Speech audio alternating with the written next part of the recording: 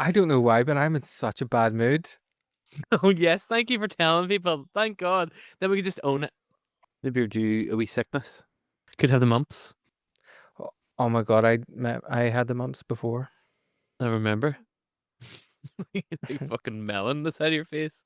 Remember we all had it in fifth year in our drama Oh class. yeah, And the one that was the funniest is Jillian's because she went from like tiny skinny wee and then all of a sudden just had this big square head. It was very funny. yeah. I'm in such a better mood now. Thanks, David. You really are such a great friend. That sounds sarcastic, but I'm actually being serious.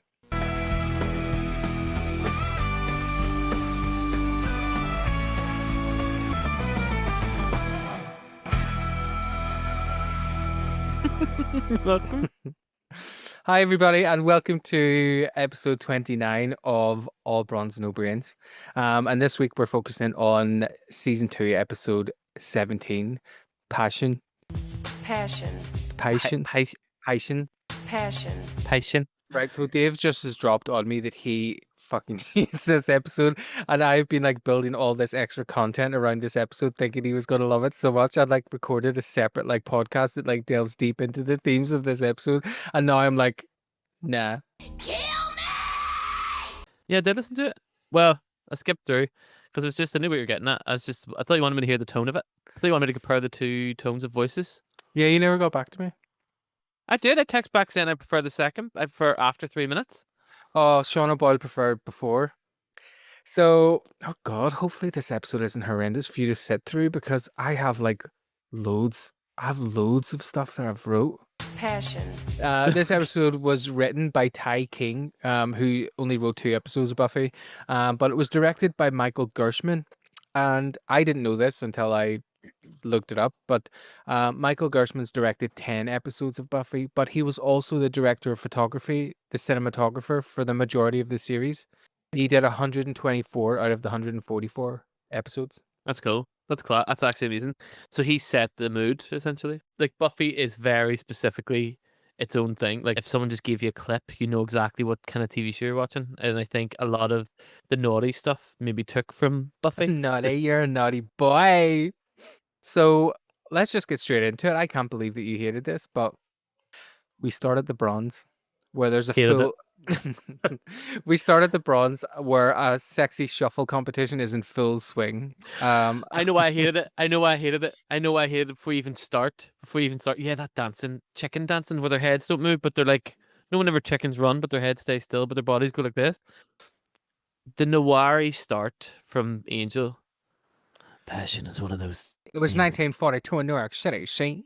And I think that's why I hated it, because he's trying to do that. We go out at night and sometimes the passion's not there and all that stuff. But Passion. continue. Passion. Passion. But yes, so we've got that sexy shuffle competition going on, and Buffy and Xander are doing their best to convince us that they're dancing. Angel is skulking around in the background like an absolute creep, and he's doing like some narrating. Now, this is the only time that this has ever happened in Buffy. It's the only time the only ever time there's like a narration. Actually, that's a lie. It happens again in the final episode of season 2. But it's not by Angel, it's by someone else. So you do watch the show? I think I appreciated the big swing. Like I appreciated that they went for it. I just don't think it really there's a reason why it's never done again.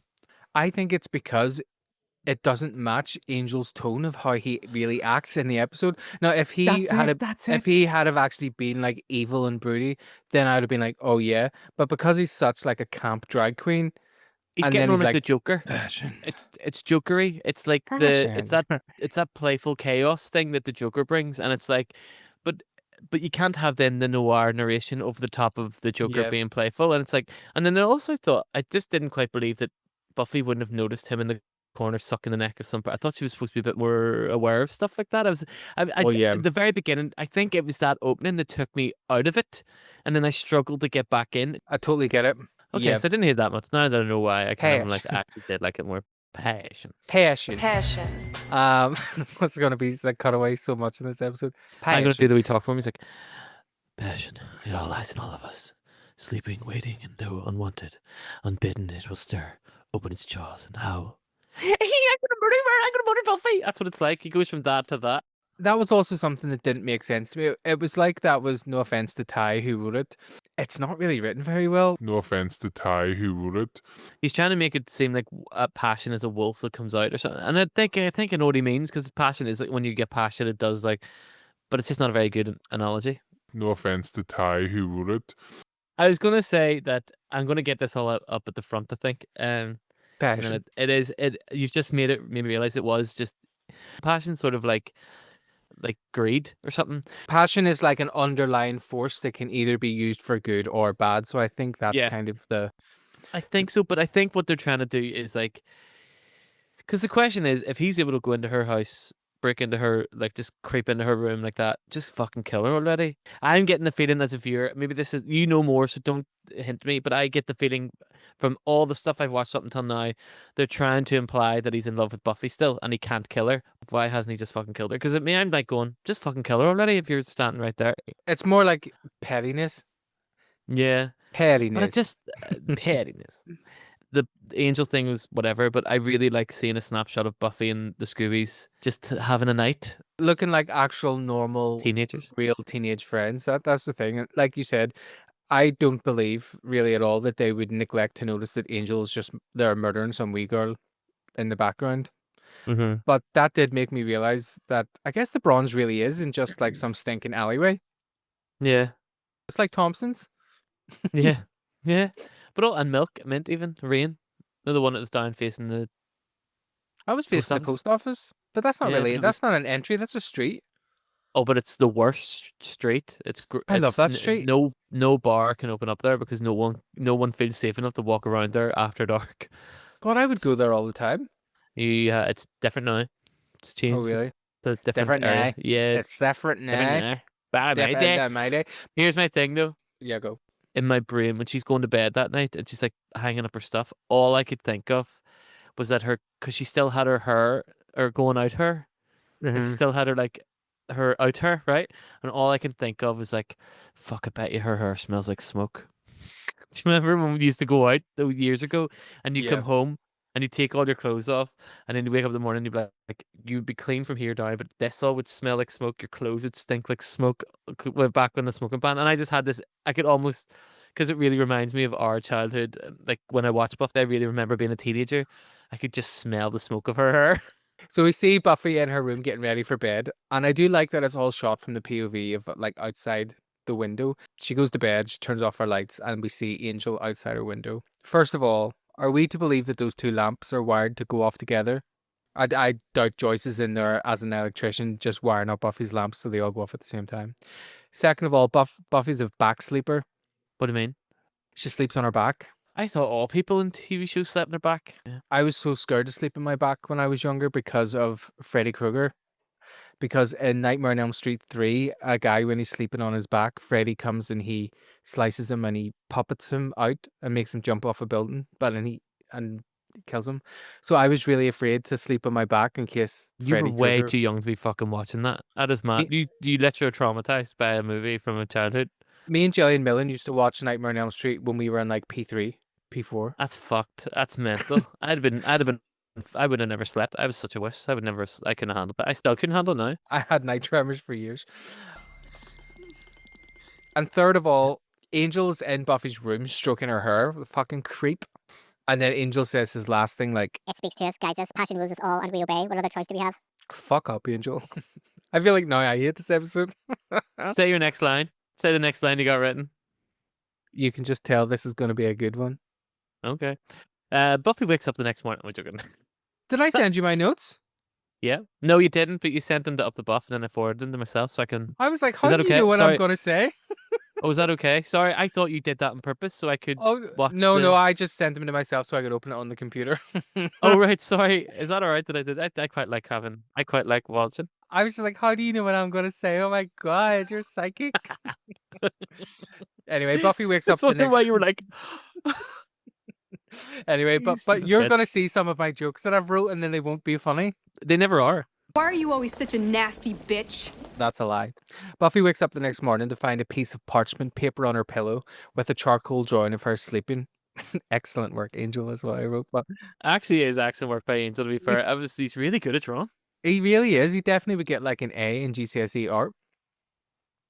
Yeah, he's getting on like such a he's getting on like such a fucking dickhead that's an artist. Do you know, like a Yeah. guy that draws? Do you know what I mean? That guy's like, no, I'm too cool, man. Yeah. I can't remember any boys that did art in our school. No, the gay boys were all doing drama, weren't they? I remember Melissa did art, didn't she? Yes. Yes, she Yes, did. because I think, did she not get into a fight with the woman? Yeah, with Miss Hawthorne. Yeah, she's getting fights with Miss Yeah. Hawthorne all the time. We cut to the library. Buffy storms in, telling them that Angel was in her room last night. Did you notice that Xander, Cordelia, and Buffy are wearing red, white, and blue, confirming that they're going to the 12th of July this year? Yeah!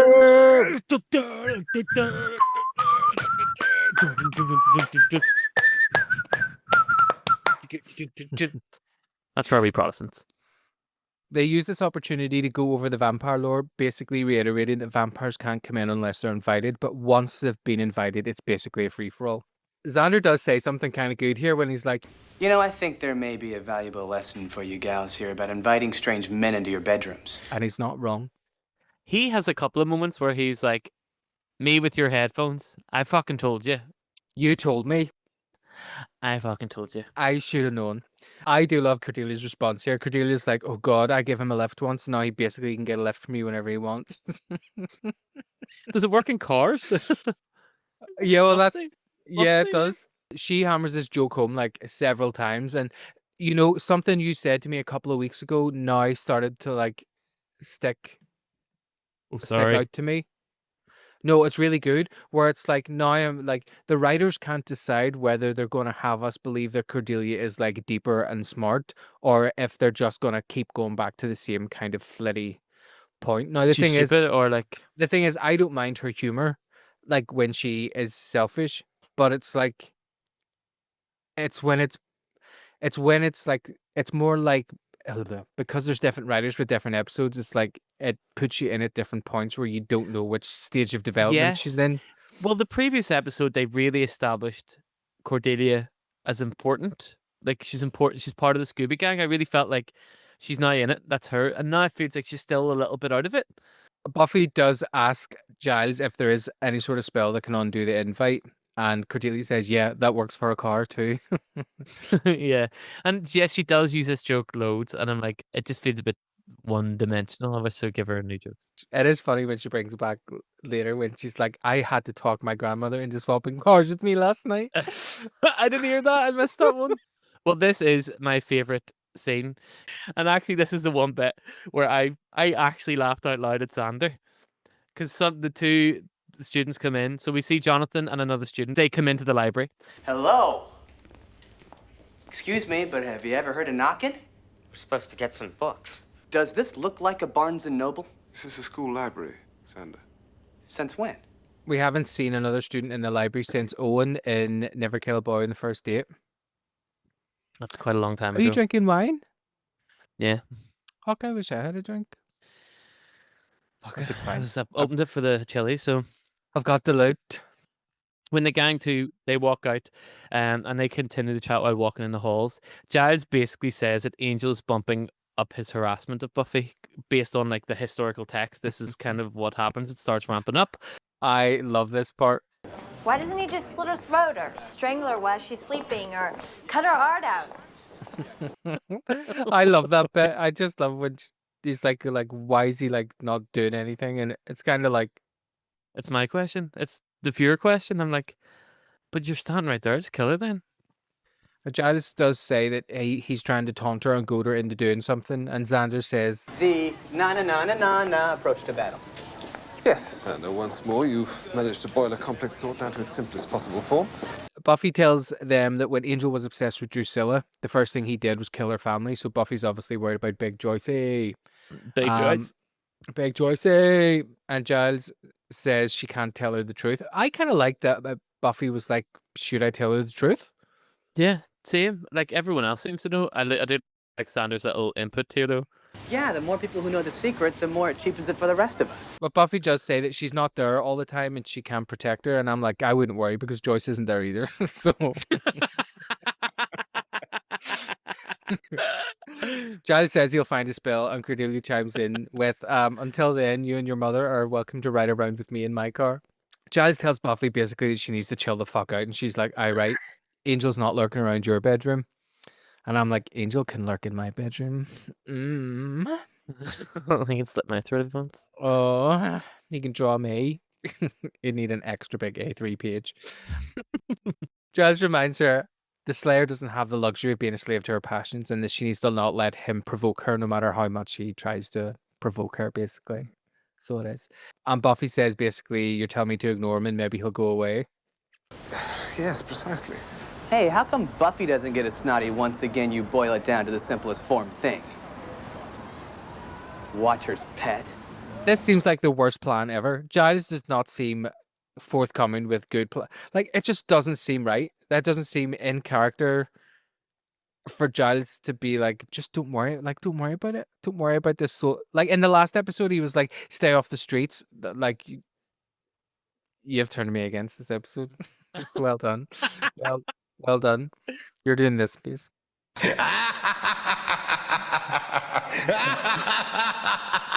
You're kind of agreeing with me though, which means Yeah. it must be something to do with the writing, which is maybe why the Ty King only wrote 2. Yeah, and the other one he wrote was the episode I did with Katrina. Oh, right, okay. Why do you not ring the police? And where was the police? Why did Buffy not phone the police? Why does Buffy not ring the police? Oh god, I know, but I love her so I love much. it. No, I know you do. I love it. Thank you, Katrina. So we cut to the computer science class that has like 6 computers. Jenny holds Willow back Sure. to tell her that she's dead busy tomorrow, so she might be late for her class, and asks Willow to cover her class until she gets there. Well, I have the power to assign detention or make them run laps. First of all, Willow's not concerned about the child labor aspect of this scenario. Second of all, shout out to Willow's yellow and blue Intarsia knitted butterfly jumper with the big smiley face backpack. It is stunning. That's gorgeous. I haven't seen one of them in years. Yes, stun My queen. sister used to have one of them, I think, when she was younger. The smiley face backpack. No, the Intarsia knitted butterfly jumper. But it wasn't blue. It wasn't blue and yellow. It was red, white, blue. Oh yeah, and it was a Union Jack. Yeah, it wasn't a butterfly. It was just a big red-handed holster. Sorry, it was 2 red-handed holsters, and it would go like this. Oh my god. Yes, that was brilliant. Well done. That was very good, David.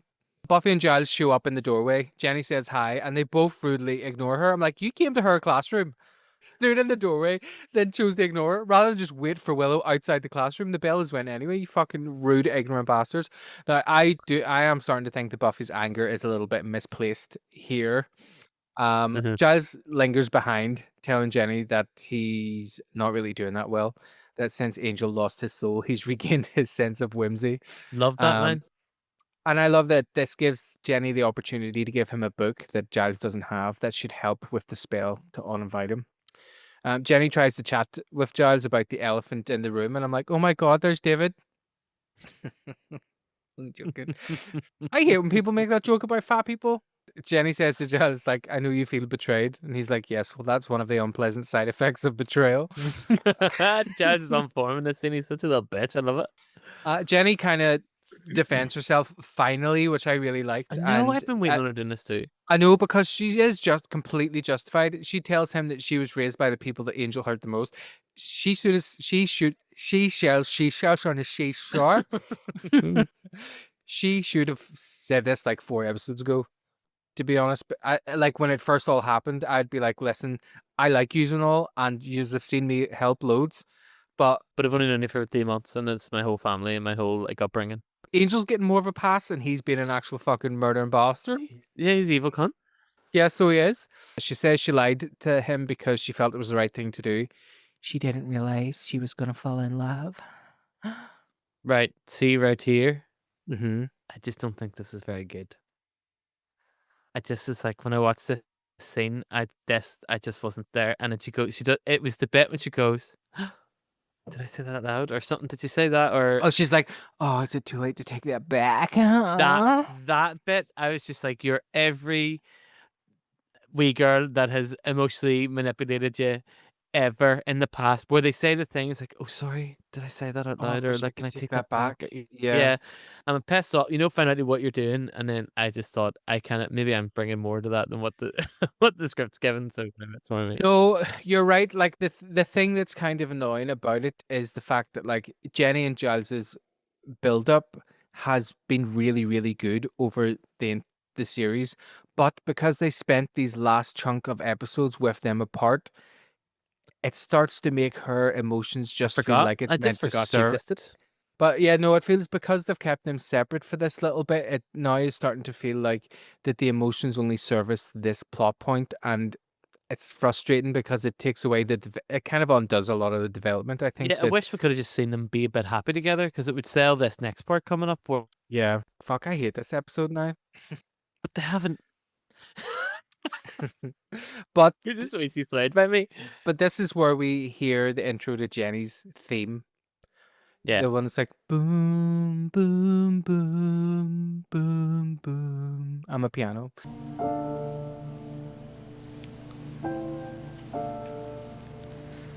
Oh, God.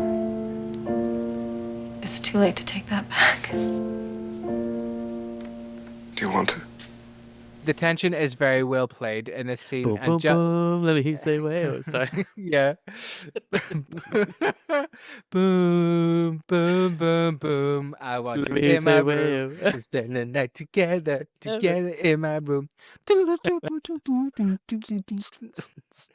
And listen, Jenny does end up in Giles's room, so that works. Giles does seem to thaw a little bit, and she says that she wants to get right with him, and he suggests that she makes it up to Buffy, not him. I'm like, she doesn't need to make anything up with Buffy. Buffy's the one that Angel. She would have him probably sooner if Jenny hadn't been there. Yeah. How about Buffy take some responsibility? Look at him. Look at what you've done to him. Kill Surprise, Joyce's home. Buffy and Joyce are having dinner. A big fake plastic chicken and some dry rounds of brown bread.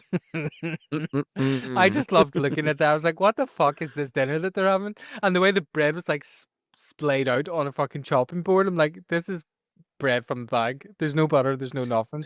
Joyce knows that something is up, and Buffy asks her if she remembers Angel, and she's like, how could I not? He was a hunk burning love. She attempts to tell her that they were kind of sort of dating, and Joyce is like, let me guess, he's changed. He's not the same guy you fell for. In a nutshell. And Buffy basically tells her that since it ended, he's been hanging around and basically warns Joyce not to invite him in. So we cut to Willow talking to Buffy on the phone, and Willow says that she agrees with Giles that Angel's just trying to goad her into doing something. And as Willow's on the phone to Buffy, she's just walking around her room, like doing random shite, feeds her fish. Willow tells her to try and keep happy thoughts when she notices an envelope on her bed, the same parchment type paper that Buffy got. And the camera, I love this, the way the camera pans around behind the fish tank as Willow opens up the envelope and pulls out her dead fish that are all like strung up. And on that note, I have a ton of sushi to eat.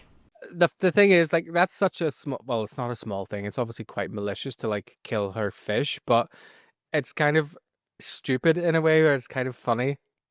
Yes, this is what I mean. This is where I was like, can you choose? Is he menacing and frightful, or is he playful and chaotic? It's like I can't, and I don't believe. I just. I think and, it's more unnerving the fact that he could easily No, I thought it was brilliant. kill them. I thought that, and I loved the cut immediately from her doing that because I thought he was about to jump out, and it cuts to her sitting on bed with Buffy, and I Yeah. thought that was just so funny the way, or it does cut immediately to that. Yeah, it does. And did you notice That's that okay. there's the big bunches of garlic hanging up on the bed? There's big bunches of garlic sitting above the bed, which I loved, and Willow says, "Oh, thank fuck my parents didn't let me get a puppy." Buffy says she can't believe this is Angel doing all this. He's completely different from the guy she knew. Willow says, sort of, except you're still the only thing he thinks about. You're right. You're making me like this more and more because I'm like, obsession and love can be a fine line between adoration and obsession. Do you know what I mean? And that's the difference between someone who's a supporter and a fan.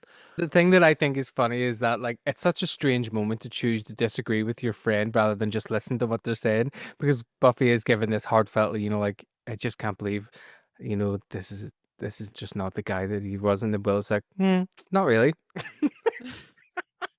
That's a good one. I never thought of that.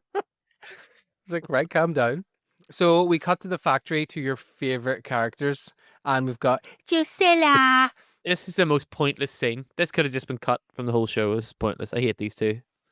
Drusilla brings Spike a puppy who she stole off a woman that she killed, and she's like, "Open up for mummy." All of this kind of mummy chat. It's maybe because my sister like lives in England now, and she says stuff like this. Feeds puppies to vampires. Your sister would love to feed a puppy to Spike. Yeah, she would. She loves Spike. She so loves much. Spike. Spike is feeling sorry for himself in his wheelchair when Angel shows up, and there's actually a lot of like ableist jokes in here that I'm not even choosing to kind of put in here because they're just not. They're just not. They're not It's a even different time. fun. They're not even funny. Yeah. Is the thing But too? this It's is just like yeah. This whole scene, I just did not like this whole scene. See the bit with the dog as well, and it just is playing too. I wish they were more evil. I want them to be more evil and less campy or the something. only thing it's doing is that this is actually building up stuff for Spike, which is good. Spike goes through Okay. that. It goes to a good place with Spike, like a really good I kind of actually like place. Spike. I'm actually like, I wish she would fuck off with her like. I'm just like, oh my god, can you just? I'm just getting bored of it now. It's not really.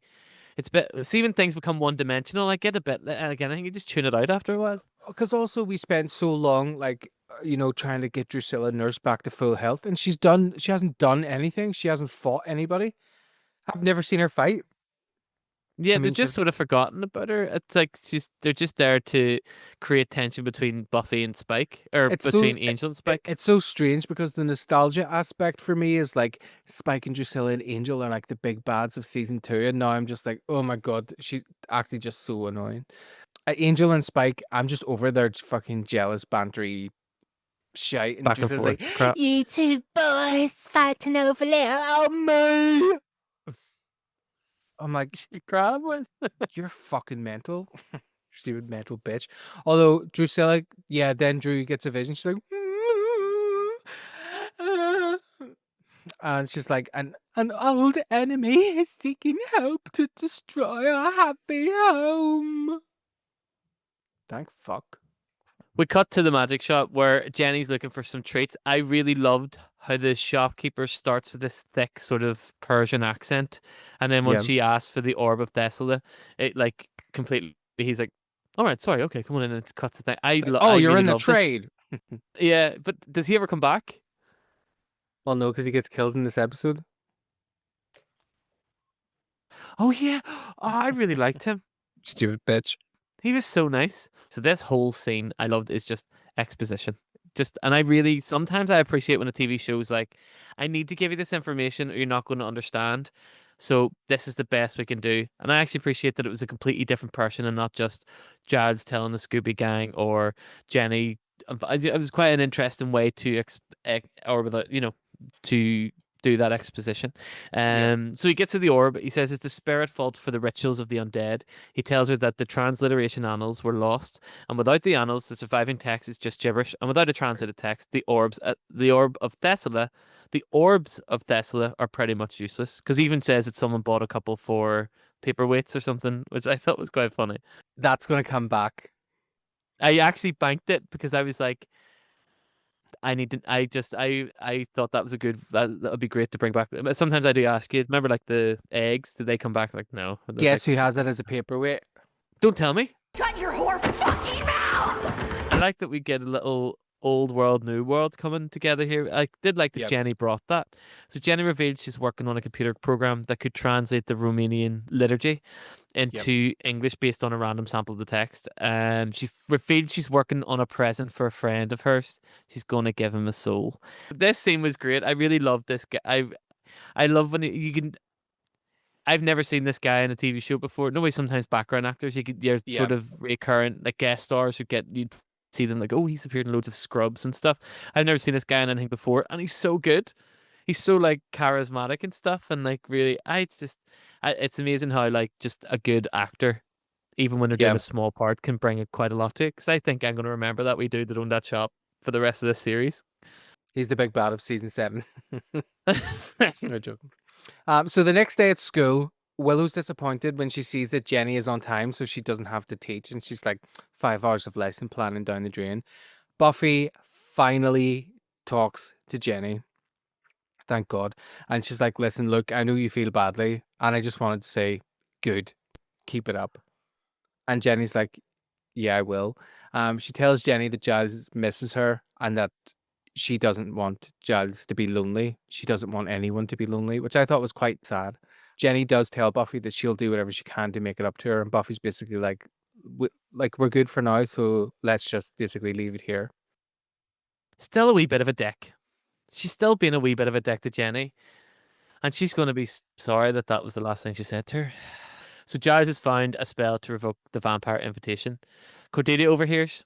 Thank goodness, she says, I actually had to talk my grandmother into switching cars with me last night. Which I think is great. I missed that line. Which is It would have been fucking so funny if her annoying. granny got killed. Apparently the spell is easy. A few rhyming couplets, holy water, burn some moss and herbs. Buffy says, I have all that in my house anyway. Which I quite like that it wasn't big hullabaloo with this. It was just a wee Yeah. spell. That you could do. It feels like it should be a simple spell because Yeah. vampires back then were so prevalent and you would have been stupid enough to invite them in. Anyway, thought that was quite cool. Get out, get out, get out of my house, get out, get out. You're not a mouse, and that's it. We cut to Willow kneeling across her bedroom wall, and she says she's going to have a hard time explaining that to her dad. And Buffy's like, do you think he's going to, like, care? And she's like, Ira Rosenberg's only daughter nailing crucifixes to her bedroom wall. Also, I love that her dad's called Ira, which is basically IRA. IRA. I know. Rosenberg. I also quite liked at the end of that scene that she says she has to go over to Xander's house to watch the Charlie Brown Christmas special. You're literally taking the next half of my thing that I'm going to say. Stop it. Then fucking say it. We were talking about something else. Anyway, yes, you say that part, and then I'll talk for a few minutes in a row. All right, okay. I quite like the fact that she says that she's to go around to Xander's house to watch the Charlie Brown Christmas special. I was just thinking she would have been fine if she was in Ireland because the amount of crosses and pictures of saints that like my granny had on her walls, like in her house, like. Is your granny a Fenian? Yes, she was my granny Boo. Oh, the wee Catholic one. I'm so confused there why you had like crucifix and all up. Cordelia asked Willow why there's no fish in her aquarium, and you see Willow like, and it did make me wonder if Cordelia had to hang a cross in her car. Mm. But I wonder if she was able to like just hang it around like her mirror, like an air freshener, rather than like nail it to Church the. should do that. Imagine how we cross our freshness. As Cordelia's grabbing her coat to leave, she hands Willow an envelope on her bed, the same parchment paper. Like Angel is getting good at just dropping these envelopes with no one apparently noticing them. Yeah. Willow opens it and gives it to Buffy. She's like, "It's for you," and it's a picture of Joyce sleeping. Yeah, Angel is so good at art. He is really good at art. We see Joyce's car pulling up to the Summers house, and she drives a Jeep Cherokee. And Angel is standing waiting on the lawn. And I like that he kind of acts like this kind of bumbling ex-boyfriend. This is the annoying thing about Angel. He is good at all of these little things that he's doing, finally, like as an actor, but there's just too many of them. Like, I have no problems with him, the actor. I actually don't think what he's did. I just think what they've given him to do is wrong. I think he needs to be more malevolent than this. I don't know. It feels like that's something Spike should be doing, not Angel. He should be a bit more cooler. He's not cool. Now he's got no chill. It's like, it's like, you know, when someone breaks up with like their boyfriend and they spend all their time talking shit about them and like looking at their Instagram all the time, like, look who's out with you all night, and look then what she's doing. And then you join in and say, actually, was a cunt. And then 2 weeks later, they're back together again. It's like, no, you hate him. You've already told me the truth. Yeah, you did that is about true. 17 times. Most of your exes. No, only really with Martin, but it's because we were married as well, and because I was addicted to drugs. But Angel and Joyce have this great wee back and forward, and he's acting like a pure mad stalker, and he's like, I need to be with her, you have to convince her. And Joyce says, fuck off, you're scaring my daughter, right? And as Joyce is trying to get inside, she drops her groceries, and all of these oranges go out of her bags. Have you seen The Godfather? I was about to say that's a Godfather reference there because it implies someone's going to die. Yep. Oh my God. But it should be Joyce. It should be Joyce that dies. Like the person that spills the oranges is usually the person that dies. But I think they're just trying to scare us. Invoke. Oh, right. They're giving you red herrings. Yes. Especially because like Angel doesn't obviously do anything to attack her or whatever. He says he'll die without Buffy. She'll die without him. And Joyce is like, are you fucking threatening my baby girl? And Joyce is like, I'm going to ring the police.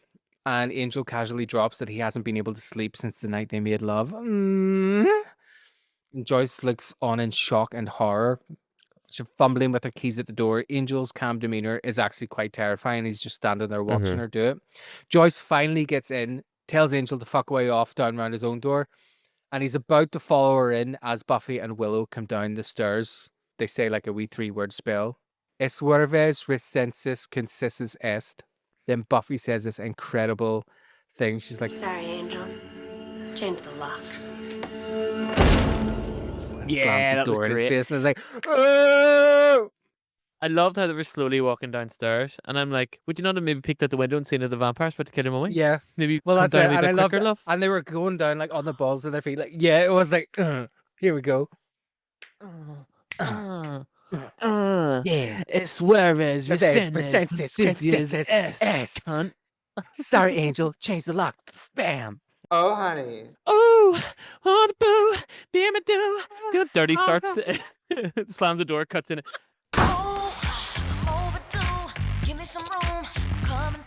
You ain't dirty. You ain't here to party. Ladies, Dum, gentlemen, it's where consistent. I'm smoking cigars. Change the locks. I'm smoking cigars. Change the locks. That is one of my actual favorite Buffy moments. You know, when you It's have great, like wee you've- moments. It's Yeah. so. I love big bitch, like kind of like exciting moments like that. But it's not even that big. I quite like that it's just simply her closing the door. It was so. I love when big moments are small acts. Because this is Buffy finally taking a bit of her power back from Angel, and it's making her sassy. Yeah, so Jenny's working on her computer lab and minimizes her screen when she sees Giles coming Jenny's in to say working hello. on her computer lab. Working Oh, in sorry, the computer. excuse me. Jenny's working on the computer in the No, lab. Jenny's in a and- meth lab. Jenny's in a meth Yeah. lab working on her computer lab. She's got to be Labrador. Oh, yeah, chocolate Jenny's lab. working. You do this to me, and now my brain is now trying to think of puns to do with science and science strippers. Anyway, Jenny's working in the computer lab. Minimizes her screen when Giles comes in to say hello. She mentions she spoke to Buffy, and they have a little bit of flirty banter, and it's nice because you suddenly reestablish their connection because they do have the actors have chemistry, and when they turn it off, it's like, and obviously Giles is what do you call his actor? Sorry, Anthony Head Yeah. is like amazing. He's so charismatic. So when he does turn it off, it gets quite cold, and it's like whenever you turn into a wee bitch, it gets really cold. And then it suddenly warms up again. It's really nice.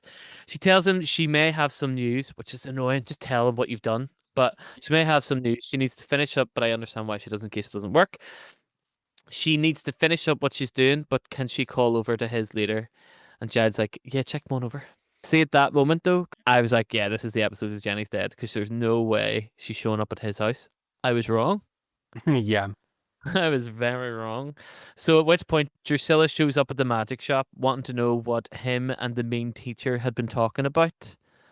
Which again, it wasn't very I kinda get why it was necessary, but they could have just shown him dead.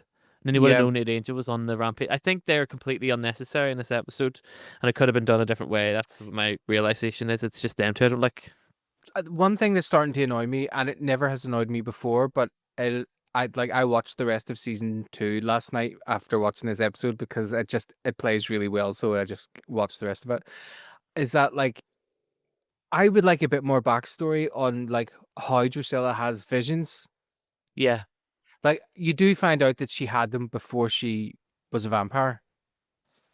And like Yeah. she would get like, and that's why she thought she was going mental when she was younger, and that's why it was easy for Angel to drive her crazy. But I would kind of like to know whether it's like, if it's like a psychic thing or if it's like but they just never go there, which is annoying. They And just it say just she's psychic and that's it. it just annoyed me the more I watched it, which is annoying. Back in the computer lab, Jenny has cracked the Da Vinci Code.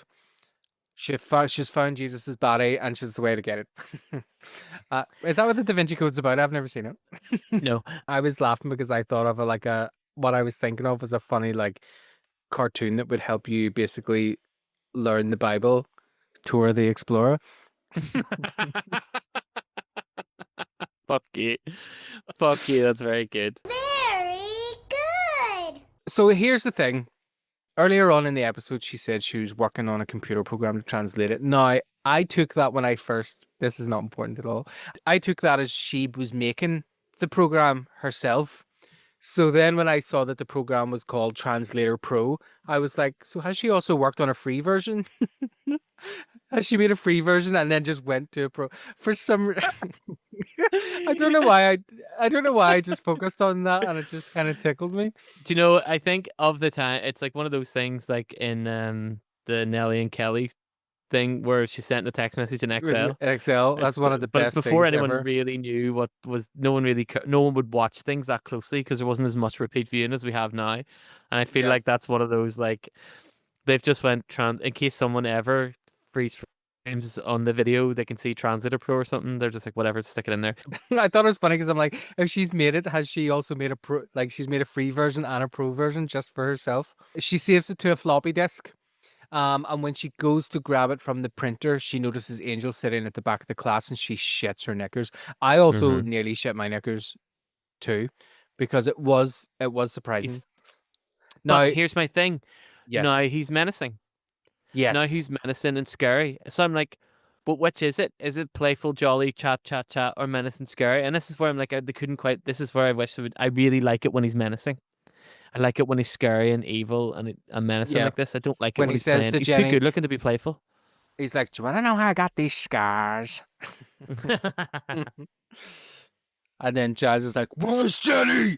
But yeah, I like when Jenny's like, oh, how did you get in? And he's like, oh, there's an inscription over the door of the school in Latin. Enter all ye who seek knowledge. All ye's. But I thought vampires could literally just go into public places anyway. But maybe that is just during opening hours. Yeah, maybe not welcome outside opening hours. No, but realistically, it's like if a place is, I wonder if the intention is set by the opening hour. Like, I know that's a stupid thing. Yeah, but think. you're right that it would be whenever we write our Buffy Northern Irish Buffy script, we can start including that lore and answering those Yeah. questions. So here's the thing too. Jenny goes to tell Angel that she's got good news. I'm like, why would the fuck would you? I mean, maybe it's because she's panicking as well. Maybe, and she's like just trying to think of something to say. Like, I like your tap. And he's like, I know you went shopping at the local boogity boogity store. I love boogity boogity because it just reminds me of Rama Lama Lama, kidding it, dick, dong, shubab, bada bada, yippity boom, de boom, chang chang, changity chang, shabab, dip, de dip, de dip, do wap, a doo doo, boogity boogity boogity boogity boogity. All of that just to get there. This little next part, so the tension has ratcheted up. You can see him slowly coming to her. She is doing a really good job of looking like she's absolutely shitting herself. Yeah. Looking for the door, walking her way to the door. He picks up the orb and he absolutely fucks it against the wall. And I think she wasn't expecting that because she shits herself. It looked It kind of obliterates real. into like. It was very malevolent, and he slags her off for being. He's like one of your shoddy gypsy craftsmanship. They're so damn fragile. That's it, thank you. Shoddy gypsy craftsmanship, and then he smashes the fuck out of it against the wall behind her. I love this whole part of this whole scene of his malevolence, his scariness, the slowness of it, but the slow violence. So like he's slow picking up the thing, but he fucks the orb at the wall with such gusto. And then he's like, oh, and this is the computer that has all the information on. And then he fucks it off the desk really violently and quickly, ripping up the paper, burning the paper on the thing. And so, that all felt really... It's the way he rips it and he's like... when he makes that little face like... When it's like, no thanks. He's like, no thanks. He's very good. He does this all so well. It's because he's slow and not being funny. Basically, there's no way out except we have the little floppy drive because he doesn't know about floppy drives because he gets hard drives. And I also like the little build up to the line, which is like, Looks like I get to kill 2 birds, 1 stone. The teacher makes 3. You know what I quite liked as well that I've just thought of? The way the computer goes on fire and it makes almost like a little campfire because it evokes that kind of almost like gypsy imagery, you know, of like being around like the camp. And it's not something I'd only really thought about until now. Jenny tries to run past him. He flings her through the classroom door. So hard as well. She really hits that door. Yeah. She does an epic hair flip as she gets up to run away, which I actually noticed as well. She takes off running and Angel's like, good, I need to work up an appetite first. Appetite. And then I was just like, because I wrote appetite, I was like, oh, that kind of looks like appetite. Just embracing my ADHD in my note I writing. love it. So now we have this epic chase scene, like the hunt. Classic horror chase, because one's running, one's walking. It really is, and it's really well edited together as well. It is like something out of Scream. I feel like Angel is playing cat and mouse. It is pretty scary, right? But talk me through it. There's one bit that really pissed me off. Was it the fire doors not opening? It was the fucking fire doors not opening in the correct way. No fire door locks like that. It's illegal. You would die. Yes, it is actually. It's in my notes right at the end, by the way, which you haven't seen because you've got there yet. But the Sunnydale High School doors violate fire codes. All fire doors are meant to open from the inside. Boring. Jenny's running like mental trying to get out, and Angel's casually dandering behind her. And she manages to get outside, and I'm like, okay, good, she's outside. But instead of staying outside and just running off to the side, she goes straight for another fucking school building. And she manages to get into the building just right before Angel, and she throws like a cleaning cart to like slow him down, and she runs up the stairs, and then we hear the. He also runs straight into the cleaning cart. Yeah, he does. It's just kind of She's funny. standing there like this, and he's like, "I'm coming."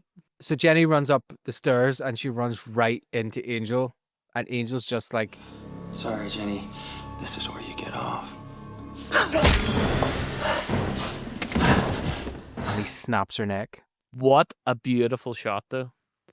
With Yeah, with that like the beautiful street. window with the purple and the color, even the color of it all, it looked gorgeous. It was a really beautiful. You can tell he's a DP that directed it because that's a really Yeah. beautiful shot. He has his wee cool little line that he says before, and I wasn't expecting him to snap her neck. I thought he was going to bite her neck. I thought he was going to, but he obviously doesn't want her to come back. So he's just killing her. And It wasn't until I got the VHSs when I was younger that I actually got to see this scene properly because it was really cut, like censored, like because it was that's not. so early, it was before So- 9, the watershed. It wasn't even that. It was just it was so violent. Even that Mm. like the version that aired is just not the version that was. I mean, Recorded. so violent for then. To be honest, I've seen way worse TikTok chiropractor videos. Oh, they are mad. Those things scare the shit out of me. Giles stops by Buffy's house to get the spellbook from Willow, who tells him that Buffy's upstairs getting a lecture from her mum about Angel. And you know what? You know, that they had. You know. You do know, right? Oh, yes, sorry. Oh, good. Because I just realized that being a librarian and all, you maybe didn't know. Oh, thank you. I got it. I love this scene. You don't. Yeah, you've made some good points in your notes here. You don't ever get Willow and Giles alone a lot. You don't really get a lot of their interaction. And there's a weird sort of, they're both intelligent. They both have a lot of respect for each other's intelligence. I get that feeling. And I just love the fact that by the end of this, Willow just owns Giles. Like, I am a girl, you're a fella, you do not know what's going on here. And so there's a really great bit, the awkwardness kind of underpinned that they don't really have a context to see each other outside of school or outside of Buffy. I think it's outside of Buffy. Even outside of school, as long as Buffy's there, there's context for them to be there. But I think it was a reminder really that we're not at like a friend level, as in like Willow and Giles aren't quite friends or don't have that same connection that Buffy and Giles have, which I think is to underpin the upcoming tragedy. Oh, that's a really good point. So my thoughts about this is that I think that is how this scene is written, but I don't know necessarily if I agree that fits with where we are in I the actually story. do. And I can see it and understand it, obviously, because I made those points, so I was able to see it. But I do think there's been so many times where Giles and Willow have been like where Willow's been like researching in the library and Giles like looks after her basically and like is supportive and encouraging.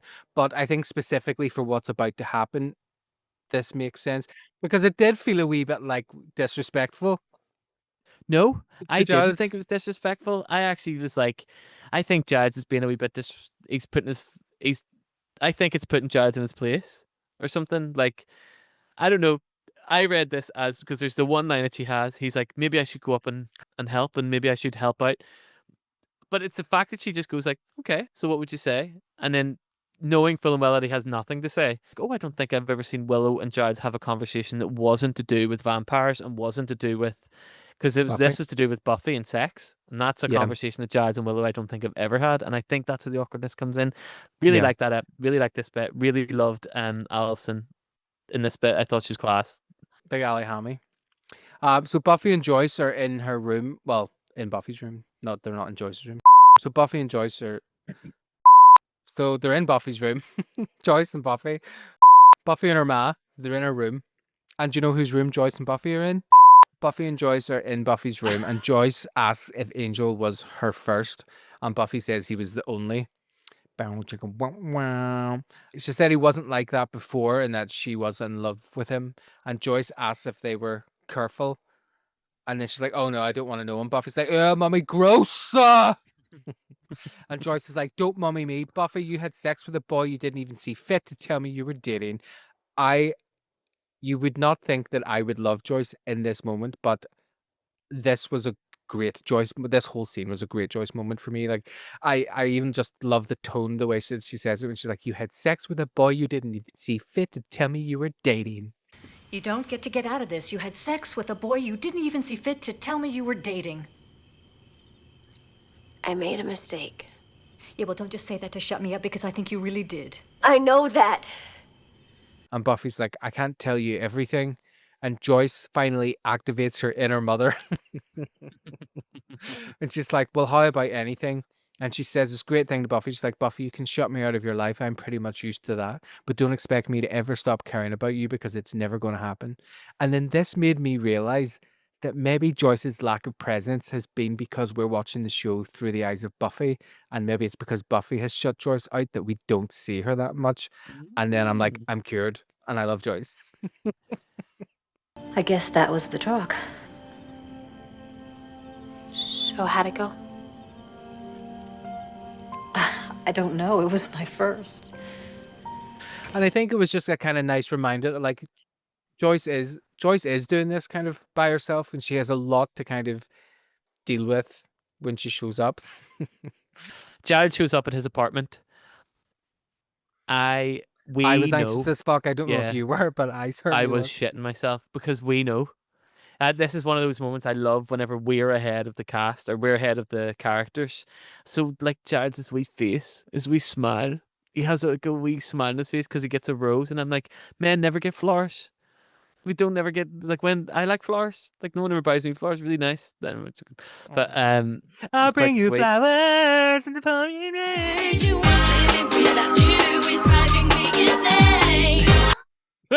So there's a rose taped to the door. Opera music's playing inside, but it's not sweet Yes. romantic opera music. It's clearly someone's been murdered inside opera music, which I love. It's Puccini. Is it Puccini? Was it which one? La Rondine. I'm not joking. I only remember La Rondine because that was when I had sex with that guy. There's a bottle of champagne on ice. Rose petals all over the place. We see the parchment paper, and You it didn't says see the label. upstairs. You don't know if it was champagne. It could have just been sparkling white. It could have been an Asti from Tesco, because Jenny's like, she Fair. prefers the sweetness, but Could've- she doesn't want to get a hangover. For nasty Asti. I love Asti so much. Giles makes his way upstairs with the beautiful candles on the stairs as well. They're lit. This is so romantic. Like, Angel is so romantic Well, this Like, is the thing. Like, 'cause he did that's all what makes this. it so twisted. because he really put a lot of effort, a lot of effort into ruining this guy's. I love that when Angel with the soul shagged Buffy, it was like he still did it while she was wet and soaking and bleeding. And then when he's putting a fucking dead body in Giles' bed, he's like, "Oh, let's get the apartment all spruced up." Absolute. This is where we get the glorious shot of Anthony Head seeing Jenny and him going from that like little like fun elation, like, oh, something's about to happen, gonna get my whole Right as the to, opera music is like, holy shit, she's dead.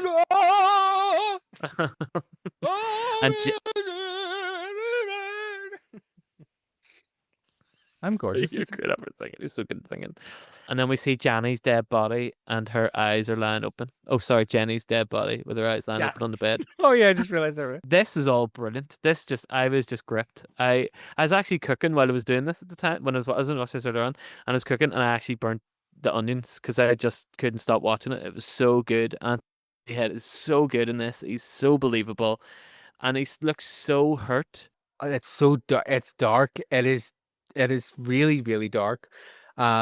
And Brilliant that's what though. I was saying. I love this cut between Giles as he finds her to him then being by the door with like the police lights in the background Mm-hmm. and her Jenny's body is like wheeled out and he looks totally shell shocked. And I'm just like, what a horrible, cruel, and evil thing to do. When I was even writing this, I was like, there's evil and then there's evil like this.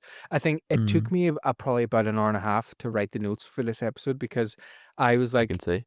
because I didn't want, not just because they were long, but because I couldn't do it while I was watching it. I had to watch. I watched each part, Watch, and then I pause. went back and watched it again while I made the notes because I just felt like I couldn't write the notes while I was watching it at the same time because I wanted to stay on top of it. I quite like that the police officer asked to speak to Giles, like take him Yeah. down to the. At least it was 'Cause I'm like, realistic. Yeah, that's what. But sometimes I think the show can forget that. That we're in the real world. It's quite nice to have real world consequences to things that are happening in the mystical world, and it's like this is a mystical thing that's happened to Giles. Someone's done this to him, and Yeah. he still has to go and defend himself and say, "No, I didn't murder this person that I love. Someone else has done this Yeah. for me." And it was all really cool. Plus, it gives us a little bit of we don't know where Giles is for a while. Also, to quote one of my favorite co-hosts, "Why didn't Buffy just ring the police?" We see the coroner take Jenny's body and the police want to talk to Giles, but he says he needs to make a phone call. And then we have this narration from earlier on in the episode by Angel kind of continued from the start. And we see his POV while he's like looking through the window in Buffy's house. And we see Buffy and Willow like they're walking, they hear the phone ring.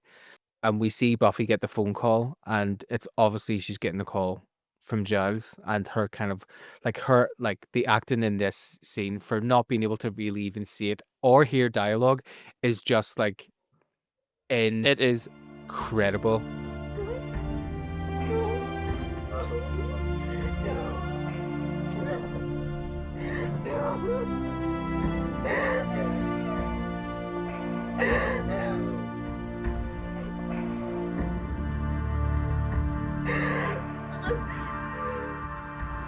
Like it is so good. like it's movie quality. Like they're all the three of them working together. Especially Willow. Like Buffy's shock is great, but then Willow takes the phone and the way she just flips into like She has the best crying face in yeah. Hollywood. Yeah, it's just But she looks real. Like it looks like she's really crying. I want to hug her. she really, and the way she like kind of is like hyperventilates, you know, almost like panics. That's what made it feel Mhm. real. I think she wasn't being like, Yeah. oh my god.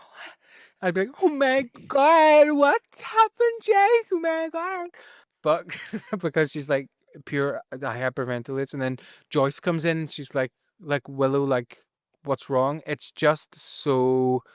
Oh my god, yeah. I mean, I cried watching this part as well because it's like it's not even because it was like emotional. It was stressful. It's like It is stressful. stressful to because watch, he's like, watching. He's enjoying it. You see and his, that from and his that is perspective. that's the thing that is so dark. Like watching him, he's kind of like that's where he succeeds in mixing the two. But this is where he should have been from the start. It's like it's that he's finally found his like level. He's not so jokey, goofy, but he's sitting somewhere. He's on it. There's one part of this scene I just want to come back to when you're Yes. saying like, yes, we go to the camera follows Joyce going to Willow, and Willow's being hugged and she's like proper sobbing, and it comes back to Buffy who's on her knees. She's like slid down the wall. Arms around her thing, and she just like puts her head down, and I'm just like there's this defeatedness, and I was like that is such a really good Yeah. choice to make. I can't do that. I'm too fat to do the thing where people can hug their knees and put their head down like that thing, but because my tits and big fat belly get in the way. But I can You sort nearly of... said Fanny, didn't you? You were about to say my tits and Fanny get in the way. No, I said big. I was going to say big fat belly. No, you're a big 'cause I Fanny. don't have a fanny. You do. You've got a big Fanny. No. Yeah, my Aunt Fanny. Big fat Fanny. This was all great, and then we go. Do we go into another voiceover again? Oh yeah, he finishes off like his shitty voiceover from the start where he's like, passion is the source of our finest moments, the joy of love, clarity of hatred, and the ecstasy of grief. It's just so badly written. Well, all of this is underpinned by this kind of like the Christoph Beck score where it's like it really elevates. The score was amazing. Yeah, in this episode. really important good. as well. I feel like it really underpinned a lot of the drama. What a really lovely sentence. I felt like a real proper person. Drama. Drama. Cordelia and Xander pull up to Buffy's house. They said they went to get Giles from the station, but he had already left. Cordelia, will you drive us to Giles' house? Of course. But don't you think he wants to be left alone? Even in her delivery, of course, there's something serious about the way Cordelia wants to be helpful. I totally got that too. I totally felt like Cordelia, like, no fucking about, no jokes, no, like, it was just like, shit's going down, this is getting serious, which becomes a bit of a theme. I didn't realize this. So because I've been watching on as well, so this is something now that you can keep in your mind. Like Cordelia actually becomes a really good friend. yeah, that's class. To I always them. got the feeling she was like she was Yeah, a good person trying to be a bitch rather than a bitch trying to be a good person. Yeah. That's exactly it. Well, David, that's profound. Very profound. Buffy is worried about Giles and about what he's going to do, which she is. I love that because she's also lovesick. She kind of totally knows where Giles' head's at. I feel like she's. If it gets like she's so certain about what Giles is going to do, whereas me as the audience, I wasn't too sure what Giles is going to do. And we cut to Giles and we see his weapon trunk is open and he's packing a big bag of stuff and gasoline, which I thought was fucking dark. As I was just like, oh shit's going down when fire's been involved. And we also see that Angel had left him a beautiful drawing of Jenny, dead Jenny too, because it's on his bed, which I thought was the fact it's on his bed too. The Scoobies break through the crime scene tape into Giles' house, see the scene that Angel had stained.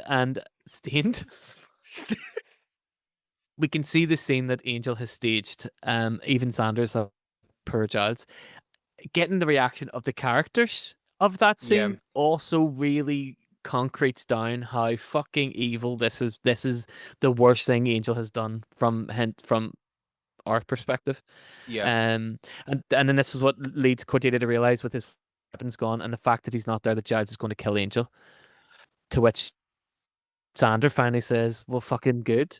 So Xander is literally like, well, it's about time that somebody did. And Willow tries to basically, soften him down. But Xander's like, let's not forget, I hated Angel long before you guys jumped on the bandwagon. So I think I deserve a little something for not saying I told you so long before now. And I was just like, he's actually kind of got, even though he's annoying, he kind of has a fair point. And if Giles wants to go after the fiend that murdered his girlfriend, I say faster, pussycat, kill. Willow always tries to stop Xander from saying the thing that thinks is going to hurt Buffy, but everyone protecting Buffy has not done anything to be helpful. Sorry, I'm just realizing this right now. So I'm just like, so in some ways, I'm like, I never thought I'd be on this page being like, well, Xander is actually saying the stuff that really should be getting said. But at the time, maybe when I was younger, I would have been like, he's being so unfair. Buffy loves him. But it's like now that we're older and have been through things where you're like, actually, I wish my friends had been like, no, get your head out of your arse. You and Fiona did for me, like when you took me on that spa and basically like, stop taking loads of crystal meth and break up with your husband. And I was like, no, I want to do it too. I promise. Yeah, changed my life, The fact that Buffy agrees. I also think there is a moment where you're like, okay, so it's okay, we're going to let Angel run free and he can kill strangers because I don't really care about strangers, but wait, he's killed one of the characters. Oh, well, fuck that, we're going to have to kill him now. But I do think, and I'm being a bit facetious there, but like, I think it is Buffy realizing, wait, he is just going to keep, it isn't him, it is a demon, it is his body, but it is an angel. So it's like, I quite like this, this is where see from the scene of the crying, I was in. But it took me until there to really, this episode to grab me. And now that I'm thinking back to it, I realized the few bits that threw me out was, I'm going to try and not allow things to take me out of the episode. There's only one thing wrong with Giles' little revenge scenario. And what's that? It's gonna get him killed. So we cut to the factory and Spike is absolutely raging, calling Angel insane, saying, you're supposed to kill the bitch, not leave gag gifts in her friends' beds. And he says he preferred the old Buffy whipped Angelus because this new improved one is not playing with a full sack. Full sack? Full sack. Yeah, but is it full sack? I thought I think it said to be full deck, but full deck. That's okay. I was like, it's not full sack, is it? But Angel can play with a full deck or a full sack. Nasty girl. My deck, my sack. Lick my pussy and my scratch. Angel says, "Don't worry, I've got everything under control." Right as a big fucking UDA petrol bomb comes flying through, setting the table on fire. Ew. Love that.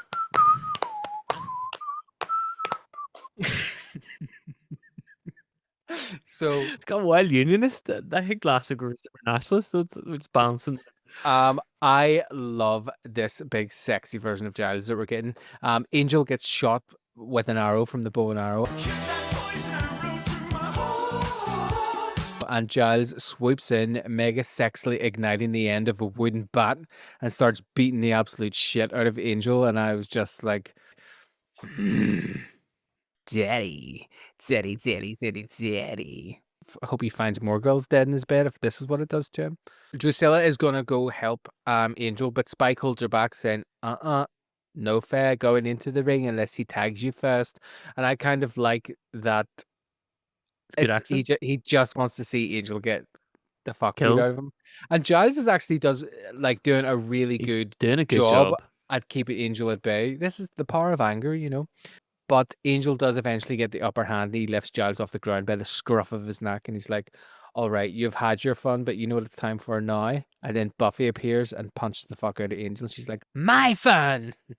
That was all well done. I thought this was brilliant. Giles is knocked out, and Buffy starts fighting Angel. And what I love is that she didn't just let Angel run away to save Giles initially. She actively pursues him. She runs up, you know, she does a cool kind of stunt thing, like over the boxes up onto the little gangway walkway. Parkour. Yeah. Parkour. Yeah. But I'm saying like parkour. Because I'm Northern Irish. Parkour. Yeah. No. Like, I don't know where I'm going to leave the car. Just parkour. So she goes up onto that wee gangway thing and starts beating the absolute fucking shit out of him. And she does have the upper hand until Angel says, "You're going to let your old man just burn." And that distracts her. And then he flings her over the side of the walkway. And I love that she just lands like pure, like into her ankles, just to like, she's not like caught off guard. It's just like a real good safety gymnastic thing. And she manages to pull Giles to safety just as the factory starts to burn down around them. As she gets Giles outside, he is angry at her and he pushes her off, and he's like, "Why did you come here?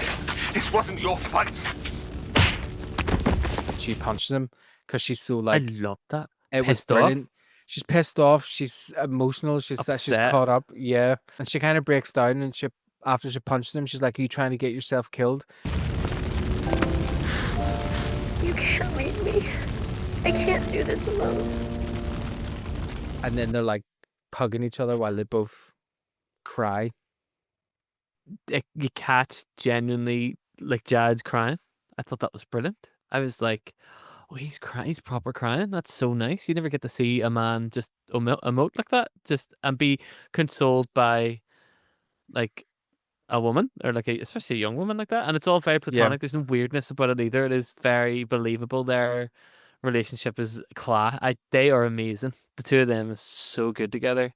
And I do think there has been a shift in their relationship since Buffy slept with Angel, and Giles was like, "I'm not going to judge you. Like, I'm here to support you." And then the fact that Angel even calls Giles her old man, you know, and then Buffy is just like, "I can't do this without you." Like, we are getting a bit into like dad territory, which is 100%. kind of nice. And then we have more of that woeful soliloquy from Soliloquy Boy. It hurts sometimes more than we can bear. If we could live without passion, maybe we'd live with some kind of peace, but we'd be hollow, empty rooms, shuttered and dank. Without passion, we'd be truly dead. I'm not gonna lie, I did not listen to it. It sounds like a teenager trying to be all deep. He watched Donnie Darko, and then he's like, "I'm gonna write something," and it feels a bit I don't know. It's not. It's I'm just quite not excited for our podcast brethren to listen to this, because I think they'll be expected us to come in being like, "This is amazing. This is amazing. This is amazing." yeah. And then, because actually Sarah from Becoming Buffy did say like she really enjoyed like our takes of the last episode.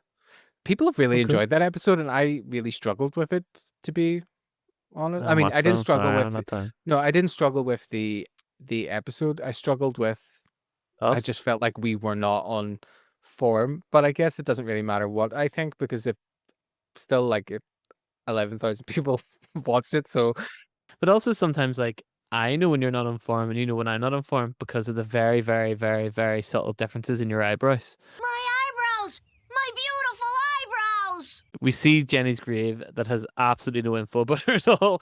I had the same agreement. You would think that her people would want her back. She talks about how important her people are, where she came from her land to come and do all this stuff. You think that, like, all they needed was a little scene of them going, like, signing a wee thing, like, here's her body or something. Not signing a wee thing. Do you know what I mean? Like, Sounds dumb.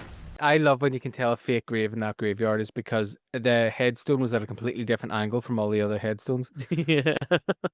And it's like, well, maybe it's just that could be different in American graveyards, but I imagine that like it's the same as ours where everything's like all in a row.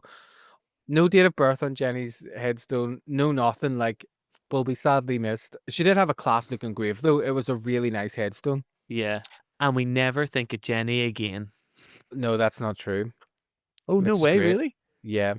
Oh, that's cool. I just totally assumed, and then she didn't exist. No. I mean, Like last year's calendar, she's just thrown out for the next one. her death does reverberate throughout the rest of the season, and it's a lot of like motivating the things. Oh, I'm talking more into season 3s and 4s and 5s and stuff. Oh no, not she's necessarily- in season 3. Spoilers! John says, "In my years as watcher, I buried too many people, but Jenny was the first I loved." And we see Buffy here; she's pretty emotional, but it's that kind of like pent up emotion where you can like see it in her eyes, but she's not fully. And even just the way she talks when she tells Giles, like when she says she's sorry. I'm sorry. I'm sorry I couldn't kill him for you. For her. When I had the chance. I wasn't ready, but I think I finally am. I can't hold on to the past anymore. Angel is gone, and nothing is ever going to bring him back. Now, as Buffy's doing her final soliloquy, we see Willow going into the computer class, and she's like placing her desk on the book. No, we see Willow going into computer class, and she's placing her books on the desk. She's obviously taking over Jenny's classes for now. You sure she wasn't placing the desk on her books? Willow is literally placing the school on her desk. Willow's lying over the desk and she's got a computer on her.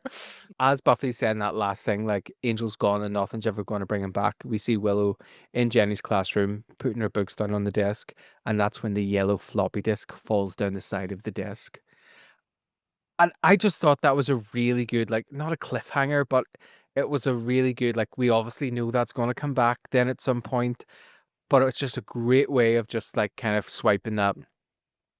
Yeah, because they do side. make a really good point throughout. The director makes a good point of showing you that floppy disk. That when Angel's going through his, and you put your thing here and you did this here, and it's like he doesn't know about the floppy disk, and it's like it's nice that they come back Yeah. to the Chekhov's floppy disk. yeah, check out floppy disk. Yes, that's exactly what it is. They're Yeah. showing us that because I just am like I can't wait to know how they find it. But I did think this was kind of Buffy's first Game of Thrones kind of moment where you realize that the good guys are not always going to win, and it kind of like raises the stakes significantly going forward.